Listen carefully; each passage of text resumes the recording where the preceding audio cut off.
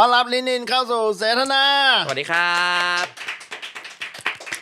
โอเคก็สำหรับใครที่รู้จักน้องอยู่แล้วนี่คือลินินนะครับที่ทำเดี่ยวไมโครโฟนสำหรับใครที่ยังไม่รู้จักวันนี้บอกก่อนว่าจริงๆแล้วคุณกำลังจะมีโชว์แหละใช่ครับ แล้วคุณก็มา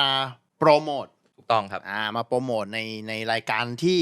คนดูยังน้อยอยู่เราเห็นศักยภาพของรายการค โอ้ รับ โหเป็นอย่างนั้นขอบคุณมากๆที่เห็นศักยภาพในรายการนี้งานที่จะเกิดขึ้นคืออะไรลินินคือโชว์ลินินเฟิร์สคลาสครับผมเออเป็นโชว์เดี่ยวสแตนด์อัพสเกลใหญ่ที่ทำเองครั้งแรกจากที่คุณแบบโลดแล่นในวงการยืนเดี่ยวไมโครโฟนอย่างนี้มาใช่ครับ เรื่ ผ อย มทำเล็กทำน้อยไปงานช่วยอะไรเต็มไปหมดจนแบบรอบนี้ก็คือดีที่สุดวางเรื่องแบบดีที่สุดทำทุกอย่างให้ดีที่สุด ซึ่งเนี่ยพอพูดออกไปแล้วคนดูแบบคาดหวังหรือเปล่าแบบ คาดหวัง คาดหวัง ดิ มันก็อาจจะทำให้ตลกน้อยลงหรือเปล่าวันที่ไปดูสดถูกไหม เออ ผมบอกเลยว่าคุณคาดหวังได้เลย เฮ้ยมั่นใจเลยนะ คุณคาดหวังได้เลย